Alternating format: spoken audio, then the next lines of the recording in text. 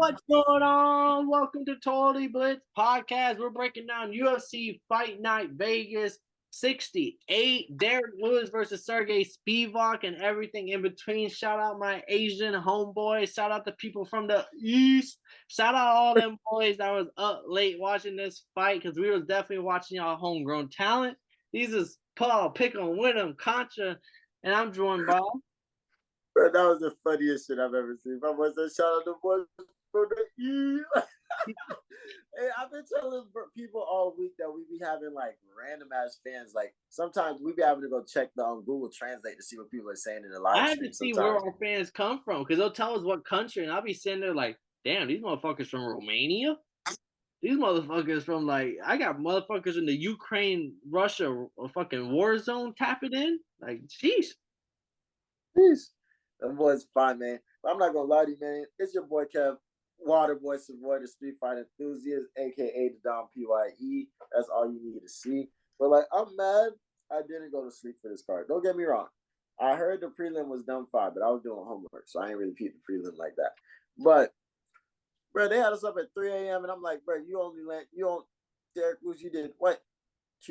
No, I was up late too. I was in that. I think you was in that bitch too. The Twitter group chat with the UFC. Yeah, we was up at 3 in the morning fighting demons to stay up for this fight. But I will say, shout out Knuckles or shout out MMA Oddball. One of them said like the Europeans do this every week, so this was just a mental test on to put myself under their like how they feel. And I was like, once he said that, I was like, damn, this is the pacer test. I ain't tapping out. Nah, no cap. I'm not gonna lie to you. I was a big 20, do my 20 paces, and I'm out. You feel me? Like, it would be different if there were more finishers on the main card. I mean, there was Fugit fucked homie up, but like, oh man, I don't know. I mean, it wasn't a bad card, but I'm just like, come on, bro. You couldn't have just fixed the time once he changed it to Vegas. You know they're not showing nothing on ESPN right now. Kev a main card maniac. I will say on the main card, there was only like what 2 finishes, and one was Spivac and one was the Fugit elbows. But like on the prelim, everything was a finish except for one fight. So like it was very exciting early. I respect it. That's my fault. I should have watched the prelim. I was doing homework though. I would not. I had to focus. Well, before we get into the main card, I'm gonna shout out my prelim warriors and give y'all the breakdown. If y'all didn't know these guys and y'all are just in UFC MMA casuals or whatever you want to call yourselves, like I'm gonna give you the breakdown on the first couple fights on this card. Tatsuro Taira gets the triangle choke armbar over Jesus Aguilar in the first round, first fight. I told y'all like Tatsuro Taira is a legitimate prospect. He started as 16-year-old in Japan. He's 13-0, undefeated, and he's made everything look so simple. And especially in the BJJ area, Jesus Aguilar coming out of Mexico off the Dana White Contender Series. This motherfucker's a spider monkey worth of BJJ. Like once he gets your leg, once he gets your arm, once he gets your fucking neck, like once he grabs a hold of you, because he's short, he's a small size for his weight class. Once he grabs whatever spot like he grabs, he's not giving up. He's like a Paul Craig, like, oh, I got you. All right, now everything in my wheelhouse is like, I got your leg. Now, fuck, you're punching me in the face. I don't give a fuck. I'm gonna do what I can do to tap you out. Hey, fucking Tatsuro Taira manhandled him in every position on the off the top position, and then easily set up the triangle. Easily got the choke, won that fight. And then we got Joquan Park getting the submission over Taluin. I'm not shocked here. It was a rear naked choke. Rear naked chokes, in my opinion, is one of the, you don't need much skill to get a rear naked choke. You just have to be in the right position, right time. Someone gives up their back sometimes. And that's what happened here. Taluin's just a power puncher. He couldn't get his power punches off. Park got into the ground game early. Once he's just not used to the ground game. So once his back was given up, Park got it, choked him out. The next fight was what I thought was interesting because it was Park versus Choi. Park won by submission in the third round, but Choi is a Korean Zombie prodigy.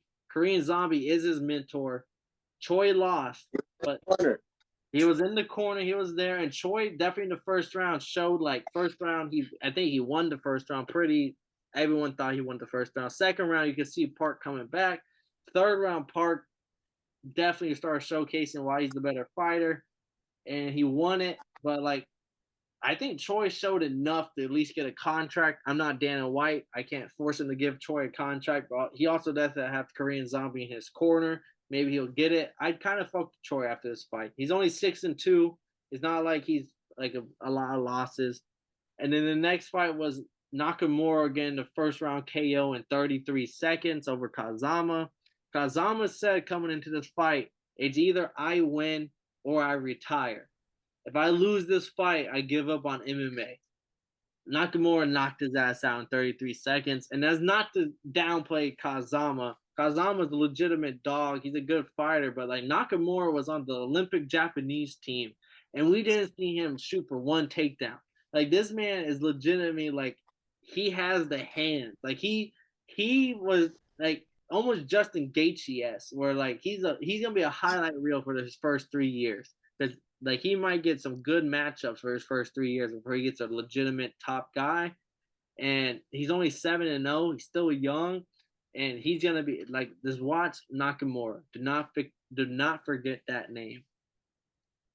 I respect it. I respect it. Hey, fun fact though, I seen Justin Gaethje only fought like top 10 fighters his whole time in the league in UFC. I believe it. Someone showed a picture of like Michael Chandler.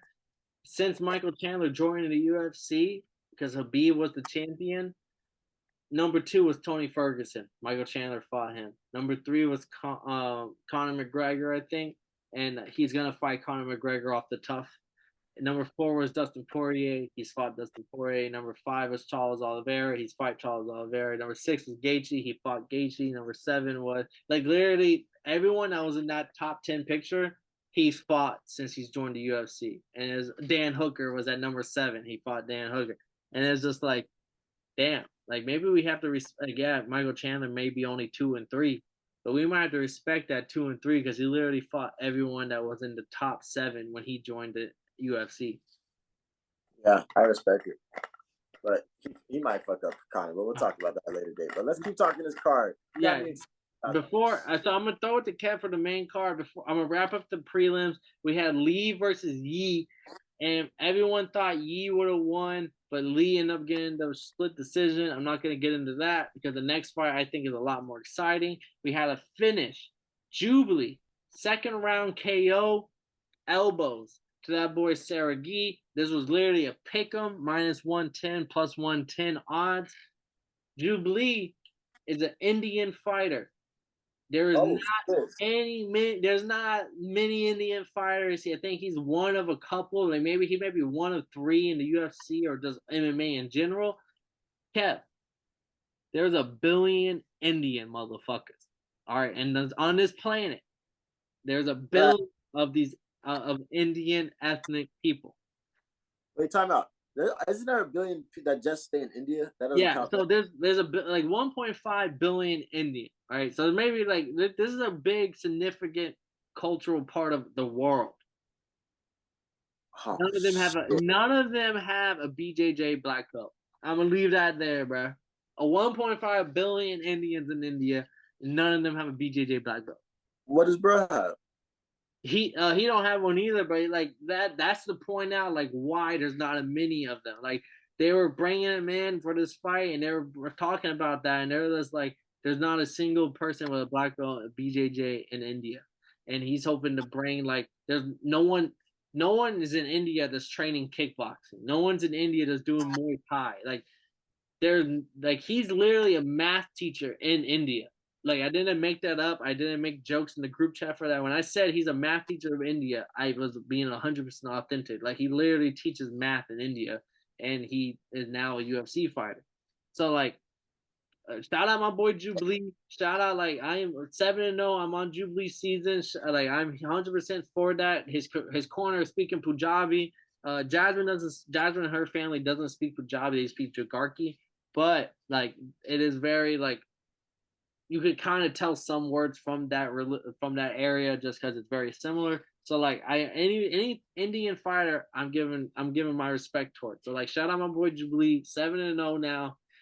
Hopefully to bring light of UFC MMA fighting to India, and like I said, bro, like there's 1.5 billion of these people, and none of them have a BJJ black belt.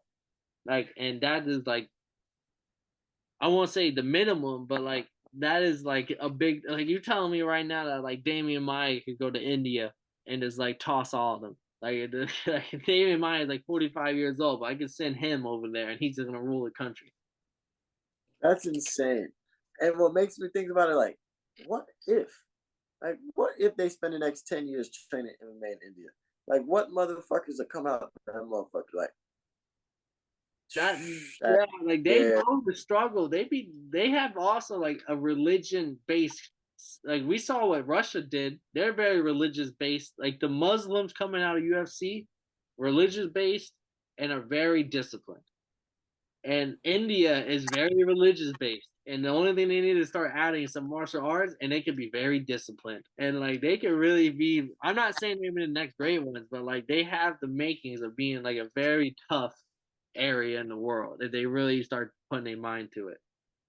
that's scary. Oh, I can't wait to see how that turns out. But shout out that boy Jubilee. I'm rooting for him. I'm glad. I appreciate you letting me know this. Yeah, this is in the group chat. We've been going ahead for them. So let's get into the main events now. Main card: Kenoshita versus Fugit. One of the three Americans on the card was Fugit. Fugit getting the elbow to win in the first round, dropping bows.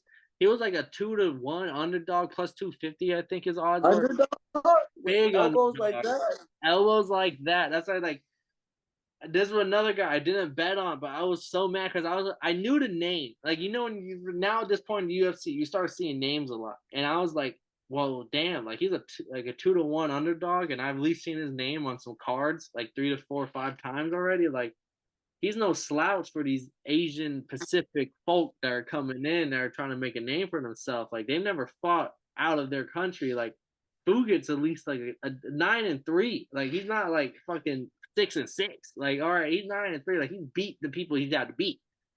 So like good win for my boy, dropping the bows, getting a big underdog win, and ruining the day for one of the big Pacific fighters because Kinoshita was a big deal coming from Japan. And let go America.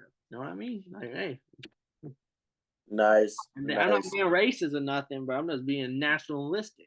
Nah, he hit that boy tough. Like, I mean, I thought he was gonna get a sub, like the way he was just on top and he was kind of rolling around real quick.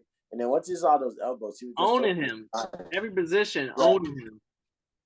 yeah. I thought the sub was coming. I thought the rear naked choke was there. I'm guessing the neck wasn't there, but the temple was. And it was the precision. Like he hit. I don't think any elbow that he threw in that flurry missed. That shit was crazy. I was like, okay, I'm writing his name down because he likes to get comfortable in positions and then find ways to fuck you up. That's a sign of a dangerous motherfucker. And then we had the draw in the fourth fight between Choi and Kevin Nelson. And it was all because that weird headbutt and that while Choi was on top, he had Kevin Nelson on the bottom position, and it looked like they're trying to pull each other closer.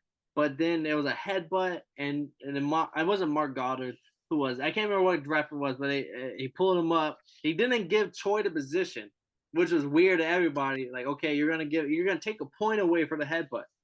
All right. First off, that's weird as fuck. I ran a poll. 80 people voted. 90 something percent said that they wouldn't have deducted a point. It would have just been a warning. Like less than 10% said, yeah, a point deduction it was warranted. And I would also say arguably half of that 10% probably had bets on it. So that's why they said that. So like as a my opinion, I don't think a point was warranted. It should have been just a warning. But okay, you draw them up, you take time off the clock, you have the refs look into it, all that shit. You take a point. Choi should have been put back into the position he was at, which was the top position on the mount. Instead, they just continue on stand up, which was to me the biggest like, hey, I think the headbutt did more damage than Choi. I mean, I think the ref did more damage than Choi did the headbutt. Dead ass. I The mean, fact that he made him start from the stand up position again. yeah, I'm not gonna lie though. I didn't want to interrupt you, but it's Kyle Nelson. Oh, I Kyle was like, Nelson. I said I Kevin. looked, My bad. yeah, I knew I it was looked a it K. up. I looked this up. I was like, "Bro, name is Kevin." I was like, I know I was faded if I didn't notice that shit. But He's a Canadian, bro. I don't give a fuck. it's really Keel. It's Yeah, Keel out there. it's But wow. but I mean, shout out Troy. Bro has what they said he had a 3-year layoff, and I'm just looking like, oh, this motherfucker might know something. But I'm like, I'm a firm believer. You don't get better at something by not doing it. But he came out tough. He came out rugged. I'm looking at the stats right now, bro. He had motherfucking. He landed 79 total strikes, 79 out of 114, 50 significant strikes, 11 to the head, 23 to the body, 16 to the legs. Like he was staying active, and I fucked with that. And I would not only would I have not called that headbutt, but I think that was just crazy because like he didn't. I feel like what they did wasn't headbutts. Like he hit his head on him, but like that was not on purpose. Accidental. Yeah, Like, yeah, accidental what's like happened all the time. and like even like and it was late the whistle. It's like it wasn't even automatic. It was like he thought about it and said, fuck it. That and then even like that's why my biggest issue with it is like you took away that point. Now Troy's not going to win, and then on top of it, you have him starting back at the stand up position. Like if you would at least put Troy to end those last 2 minutes on top, he probably would have did damage. He probably would have maybe won the fight, but not. It's gonna end in a draw. On paper, we'll always know as a draw. And just remember that for next Choi fight and next Nelson fight. I will say that because this will be something that people forget, but only look at the record books. Oh, it's a draw. Just don't forget this fight ended in a draw, but in reality, Choi was winning and Nelson was not. And then our next fight was Tybura versus Ivanov, and Tybura got a unanimous decision. I was shocked this fight went 15 minutes. These are two big boys, and I would say Tybura did what he had to. He took him down, controlled him. He mixed it up with that body shots and the leg kicks, and he's never gonna beat anything in the heavyweights, but he at least beat Ivanov because Ivanov I thought was gonna KO him because Tybura can get hit with some shots, and I thought Ivanov was gonna hit some heavy shots early, drop him. But the fact that Tybura knew that, like, okay, I gotta take this to the ground, I gotta mix up my work. It shows Tybura at least understands if he wants to stay in the middle of the pack of heavyweight, he has to at least be something. But in reality, this fight didn't do nothing for me. Like the Tybura is never gonna be nothing. I mean, I went to go take a shot on this fight. I was like, I watched it and I was like, bro, you telling me it'll take more than 3 minutes to handle this fight? That's crazy. But anytime I look at these big dudes, I'd be like, y'all are supposed to fight Cyril Gane? Anytime I'd be sitting there thinking like, y'all? Yeah, like you just look at. That's what I'm saying. Like they didn't do nothing for me. Like the end of the day, y'all are not gonna do shit in this division. And then our light heavyweight co-main event, we saw Devin Clark, the second American on the card, get the dub over Jung. Jung was a big favorite. Clark was a 2-1 underdog. Clark wins a unanimous decision. Every judge gave him all 3 rounds, 30-27. And I think I gave him all 3 rounds. Like the first round was close. Second round was a little bit more Clark favored, but it was still close. But like Clark had a game plan of like, I'm gonna out wrestle you. Once I get resting position, I'm gonna do damage. Not like a lot of damage, but I'm gonna at least throw strikes from the top position. And that's what I felt like he did. Yes, Jung had position as well. Did he throw strikes in the position? No. Did Clark throw strikes when he was in position? Yes. So that's why I think Clark won all 3 rounds. Like we all complain about UFC reffing, but it's all starting to make sense. Like you can't sit here and be shocked if your guy out controls somebody for 15 minutes, but he doesn't throw any strikes.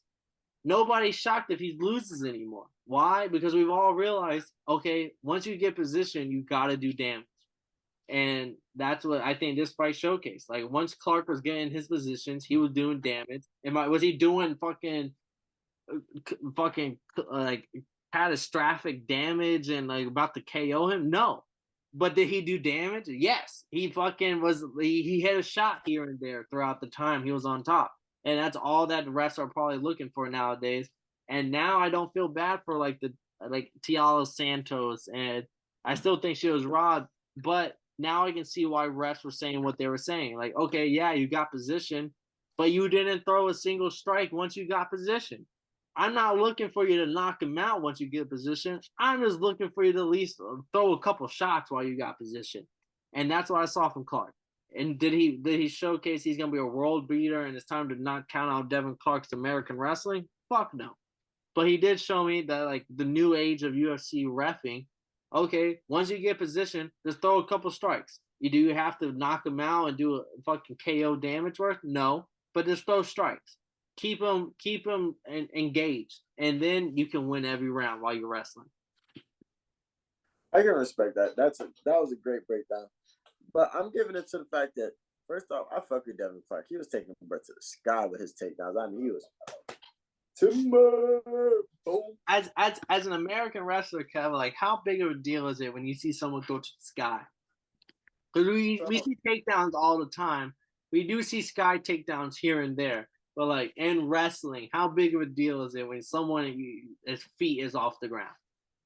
Yeah, that's kind of like, but there's no way to reverse that. Like you can score him, but you look kind of stupid. And as long as I don't fucking pile drive your ass into the floor, everything is legal. I've seen a lot of people break their fingers getting dropped on this shit. But that shit was fun to watch because, like you said, do I think he's gonna be able to go to Russia and start calling people bitches Yeah. in Swahili? Or calling people bitches. Start calling in Swahili, like, but motherfucking, he showed that, like, yo, I'm a stronger dude. My technique is better. My form's better. I will pick you up and take you to the sky. And every time I looked up, that's all I saw. I swear, every time I would look up from my homework, I'd be like, damn, this motherfucker really has him in the sky again. 3-year layoff. Like, you could tell. That shit real. But it wasn't that bad. It wasn't that bad of a main event. I mean, it was a straight co-main. Yeah, but yeah, I'm trying to hype up these fights, but all of them were just, Like, to be honest, to be reality, like a lot of us were staying up in the morning for this fight right here. Derrick Lewis versus Sergey Spivac. Spivac gets the arm triangle in the first round, 3 minutes into it. But the biggest thing here, Kev, I'm not going to go deep into it. I want you to talk more of it, is Derrick Lewis throws only 3 punches, 3 total strikes. He lands none of them, 0 for 3. And he loses. And he not only did he lose, but like he got manhandled. This fight was terrible. I'm not gonna lie to you. Terrible in the sense it's like, damn, like what was the game plan coming into this? Because you could just see on his frustration on his face that he was mad that he lost. And I was like, what did you do to win? Did you just lose a bunch of weight? Like, what the fuck were you going? Because this did you just run on a treadmill for like weeks? like, what did you do? But I mean, the best way to explain this fight was that what's his name? Spivac, motherfucking stayed active. He took him down, saw that he was fucking him up on the feet. He was going for all his subs. And then I knew off rip it was over because when he off rip got, I want to say within the first 10 to 15 seconds, Spivac got locked in a head and arm throw and threw this motherfucking Derrick Lewis. And I was like, oh, this fight is not going to be long. Spivac was 6 of 8 on takedowns. And like, I was trying to say it, and I was saying it in a jokingly manner, but like when I see the numbers, it probably was worse. But I was saying in the time, like, yo, he's manhandling Derrick Lewis like he did Greg Hardy. Because when we saw the Greg Hardy fight, it was literally like he gets back up to his feet for like a split second, and then Spivac's like, bitch, the fuck down. And then he brings his ass back down and starts, man. And that's what Spivac was doing to Derrick Lewis. Like, every time Lewis would kind of get a little bit back to his, like all right, fuck. I battled through all of that to get back to my feet.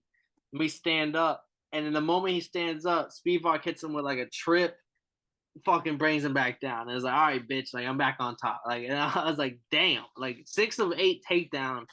He was like top of his game. And I think this is the perfect example of like Derrick Lewis is over the hill.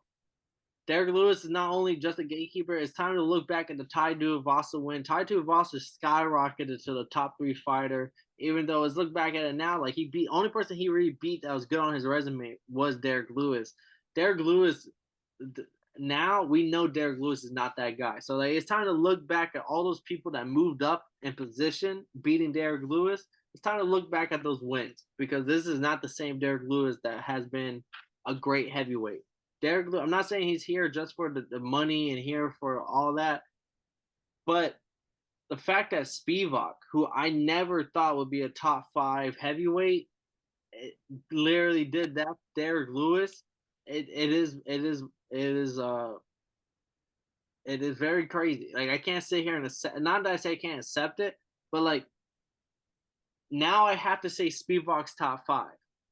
I had to say Spivac's up there with the Cyril Gons, John Jones, and Tom Aspinall, Sergey Pavlovich. But do I think Spivac beats any of them? No. But the fact that he beat Derrick Lewis, I have to put him into that same convo. And I just think Derrick Lewis is done. He's not going to retire. And Dana White said that that's his guy. He's not going to like force him out of the UFC.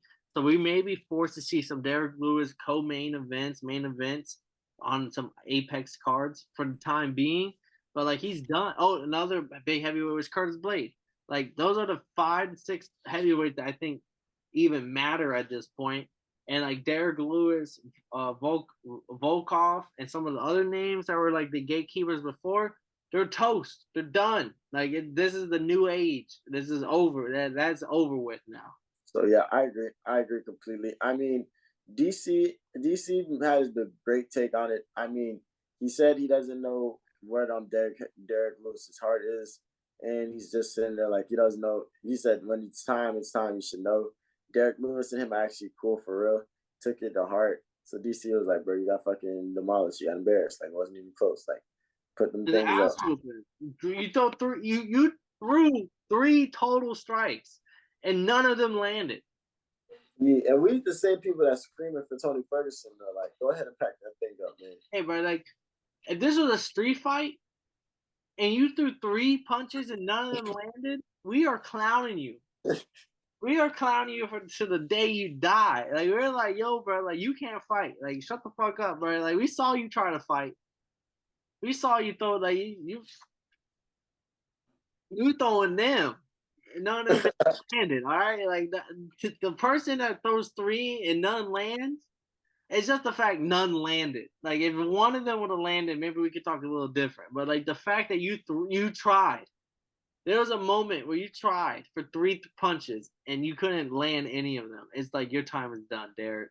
And your last fight was like you got KO'd in a minute and a half by Pavlovich, and then Tai Tuivasa KO'd you in 2 rounds. Like it's over. It's about that time to go ahead and pack that thing up. But you had a great career. He has the highest knockouts ever. So like, bro, enjoy your shit. Wow, get the fuck up out of there. Maybe I said it in the group chat. Derrick Lewis is 1 fight away from being a bouncer at a Houston strip club. This may have been, I think, hey, bro, like this may have been the fight. Because like you're not striking fear in anybody in the UFC, but you can definitely strike fear in somebody who's trying to get a little handsy with some strippers in Houston. Yeah, definitely. Hey, Lewis, come here. Imagine big old 6'4" Derrick Lewis coming up, telling you gotta leave this section in the strip club, bro. You ain't. I ain't saying no. I wanted to go home anyway. Niggas talking shit, but I came in this bitch with Spivac.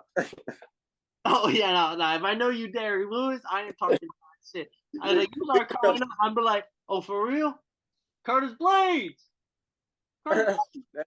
That nigga gonna try. That nigga gonna hold the fuck out of me 1 week. I'm like, all right, I'll be back. Don't come back until I get that boy Spivac all the way from where that boy from, Russia.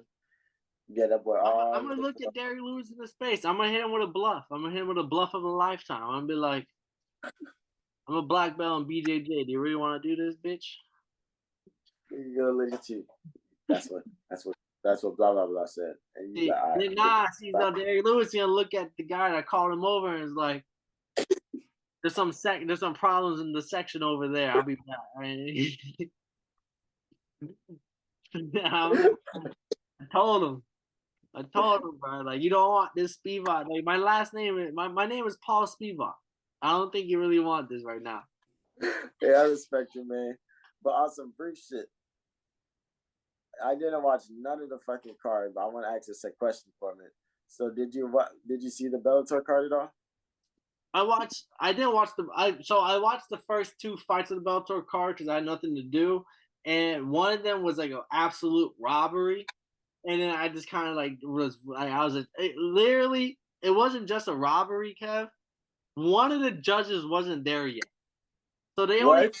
two judges. That's what I'm telling you. When you watch Bellator, like that shit was such like a McDonald's fucking like a Happy Meal event compared to the UFC. But they said like, yeah, one of our judges isn't ready yet. Like I was like, what the fuck does that mean? Wait, that's crazy as fuck. And And one of people the had to. people got robbed in the first two fights. And I was like, bro, what the fuck am I watching? Like I tuned out, and it wasn't because I wanted to watch more fights. It was like, I don't want you to make money off of me watching you. Because this is such Mickey Mouse bullshit that I want y'all to not even have my fucking watch. Like I want y'all to go out of business at this point because this is some bullshit that I'm watching. And then Damn. later, it definitely wasn't on the CBS stream because I was not giving them motherfuckers my money. I was making sure to fucking I'll say it. I illegally streamed it personally. Fuck them. CBS, fuck Bellator. That was the most Mickey Mouse bullshit I've ever watched. I found a way to make sure they ain't get my money. Make sure fucking lock me up right now. I ain't giving Bellator my money ever again. That was the most bullshit I've ever watched. It had two judges, bro. Two judges. You telling me like half the fights could have ended in a draw because like the judges didn't see this shit correctly? Like I ain't watching that shit no more. I did watch him get KO'd in the first round. I mean we said it. Bader, like the younger athlete, Bader's all but Bellator, like that was literally the definition of why UFC's on top. Oh, Like God. UFC can come out with their slap fight leagues all they want when other promotions is doing shit like this. Other promotions are having two judges on standby because one of them didn't pull up yet. Like I don't know, right? Like I was happy watching my UFC and football. Bro, I'm fucking crying. Oh my God. Y'all can lock me up if y'all want to, but I ain't watching that bullshit no more. I like my new rankings is like UFC one, Ryzen, PFL, and then Bellator. Like Bellator was in the second for the longest, but Bellator is dead last now when it comes to like top promotion. Yeah. You finna bet you put Jorge Masvidal shit over Bellator? I'm watching the Jorge Masvidal, Roy Jones bullshit versus Anthony Pettis, and I'm fuck it. Like Eagle FC's dead, but I still put that over fucking that Bellator bullshit that I was watching last week. Oh my gosh, that was the funniest shit. Paul, you was terrible. You've been killing me all day. I tried to watch it, but I tried to give him my dollars. And then they basically was like, bro, like keep your dollars. They told me to keep my dollars. I said bet. Like fuck y'all aren't even trying. Why should I even try to give you my dollars? Y'all ain't even giving a fucking attempt at this. Like Nigga said two judges. the moment, but I swear to God, the moment they said one of our judges isn't here, we're only. I think, what the fuck does that mean? That one of your judges ain't here. What the fuck? Oh How my the God. fuck is this fight even happening if one of your judges ain't here? Like what?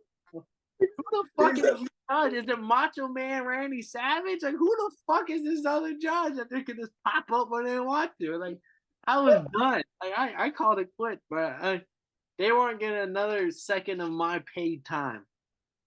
Bro, nigga said we only got the spot till 10:30. We gotta make the Gotta get this shit going. Oh my God. Two judges, bro. Two. Like literally every fight could have legitimately ended in a tie at one point. Like the moment, and then the third judge pops up. Is it just like my bad, I'm late, or is it like you have some shit you have to answer to? Oh my gosh, that was the But funny that's shit. the All right. Bellator fan. Like Fedor, shout out Fedor, shout out Chael Sonnen, Mark Coleman, Randy Couture, Dan Henderson, Rampage Jackson. Like literally, that picture is gonna be put on some T-shirt. That picture is gonna be like Muhammad Ali knocking out Joe Louis and like all those George Foreman knockout, like all those great pictures that you see. Like that's gonna be the UFC equivalent. Like we have literally a picture of all the goats. Like no, there's not Anderson Silva, there's not Habib, there's not George St. Pierre. But if you happen to be there from not like 1995 to 2005, these are literally the goats of the UFC. Like these are the fucking Mount Rushmore of UFC. And like shout out, and the best part of it all, like Fedor beat all of them. Like so, it's just the cherry on top is like they all. Fedor was the daddy of all of them, and all his sons came out to watch the daddy one more time. It's just insane to be because MMA puts such a toll on your body. Like the training, the damage, the recovery. It just puts such a toll. So to be doing that at 50, was he 50, right? 48, so yeah, damn near 50. So 50. Because I was calling Glover 48. So that nigga 50. So, and he don't got no Glover chin. He came off with two But dubs before that fight. to what? He came off 2 dubs off that Oh, before that fight. Like he had to bust some motherfuckers' asses to get to where he's at. I respect it. It was a championship fight. But I respected him because you gave me the breakdown yesterday that the UFC was not eating a heavyweight when Fedor was doing his thing. So like the fact that he stayed out the cage and he beat all these greats solidified him as a fucking legend. But here's my thing, right? I think he's my heavyweight GOAT, but I'm about to do some research because DC says he's top 5, but he'll put Stipe and Cain Velasquez over. So Stipe will be the GOAT of heavyweight because his resume and everything, and Fedor will probably be, but Cain has the best prime. Cain has a short prime. He only has like 2 years in his prime. But if you talk about prime versus prime, Cain could beat any heavyweight of all time. But he only has 2 years of his prime. So it's like imagine John Jones, but he only had 2 years. And now you're trying to argue if he's the GOAT of light heavyweight. It's like, no, he doesn't have the resume. No, he doesn't have the people. But when you're talking about who is skill for skill the best, Cain is the best probably heavyweight of all time. But he has such a short prime that it's hard to compare him with like the Junior Dos Santos and the Fedors and like shit like that. So like, but yes, I agree with DC when it comes into the fact that like Fedor, Cain, and him and not him, but Stipe are probably the top 3 heavyweights of all time. Fedor and Stipe have the resume, but when it comes to prime versus prime, who would I take on that certain day in their prime? Cain beats them all. I respect it. I appreciate you for breaking that. I'm gonna do my research though. I'm gonna make my own heavyweight list. See if I can find some motherfuckers I fuck. You know, Nagano is #1. Junior Dos Santos is definitely up there because he held it down for a little bit. Francis Ngannou is definitely one of the newer names put into it because we haven't seen somebody with his like super strength power. Like we haven't been, and now he can wrestle. But like yeah, but Fedor is like before all these are all new names basically in the last 5 years. Like before all these people, like it was literally like damn, like UFC doesn't have somebody to even compare to Fedor. That's real. That's Randy Couture was the closest, but like because that was the biggest mythic fight of all time at one point. Like Pride Fedor versus UFC Randy Couture, who wins? And I think Fedor wins because like Couture had the wrestling, but like Fedor's a sambo specialist, and like we've seen it every time a wrestler goes up against a sambo fighter. I respect it. I'm gonna do my research, so I'm gonna see who's my GOAT. I'm probably have a top 3. But Fedor is definitely in that talk of the GOAT status. I would say like because like even if we don't say Silva or GSP is a GOAT, when you refer to them, you will always say the GOAT. And that's what Fedor has at least allowed his resume and everything has at least allowed him to be in that type of talk. Like when you talk about him, even if you don't know for sure, you would just be like the GOAT. just because that's Fedor. Like Fedor has allowed himself to be in that combo. Hell yeah. He beat Big Nog, and Big Nog, his resume alone, Big Nog knocked off all the greats, and he knocked off Big Nog in his prime. He knocked off fucking Miko Krokop before Niko Krokop even had a loss on his resume. He knocked him off, and Miko Krokop was right leg hospital, left leg cemetery. That was literally his motto. And then he knocked off like Frank Mir. He knocked there's so many greats that he had ran into that he knocked off along his way of pride. So like that's why I always give Fedor Mark Coleman, and Mark Coleman is literally known for not being a bitch. Like we're gonna fight. Like one of the greatest fights UFC all time, and it's a pride fight. Is him Mark Coleman's fight where literally both people had each other in a clinch. Imagine a wrestling clinch, Kev. You have to have one hand on the neck. Oh yeah, you're right here. All right, both people are just punching. The other guy's punching back, and y'all are just going back and forth for about a minute and a half on see whose chin can hold up on these punches. That was Mark Coleman versus. That's one of the greatest fights ever in UFC MMA history. Is Mark Coleman versus somebody and Mark Coleman won that fight because he, like I said, these are the goats. Like Mark Coleman, like, oh, you're gonna punch me, I'm gonna punch you too. So like, imagine 90 seconds of him versus somebody in a clinch, and they're both taking jaw shots. This fucking punches, punch, and let's see who can stand more punches. So like, that's what I'm saying. Like Fedor's resume is like ridiculous when it comes to like heavyweights. Yeah, I respect it to the fullest. Stay tuned because we're gonna break down UFC 284 on the next episode with Islam versus Volkanovski, and we also have the Super Bowl coming up this weekend. That episode probably came out today as well. So if you're just tuning in, being our MMA fans, tune into the NFL episodes. But this has been Totally Blitz podcast breaking down UFC Vegas 68 or 80. 1-2. I'm drunk as shit right now, but Derrick Lewis versus Sergey Spivac. We had the Asian Pacific folk staying tuned. Shout out everyone that was on the live stream. Shout out everybody in the live UFC chat. Shout out everyone in the live MMA community on Twitter. This has been Paul Pick and Wyndham Contra, the Controversy, the Sports Encyclopedia, the Drunk Gambler, and I, as always, am co-signed with Kev Waterboy Savoy, the Street Fight Enthusiast. And if y'all didn't know, well, now y'all know, motherfuckers. Measurements, plug here, let them in, passing out the medicines.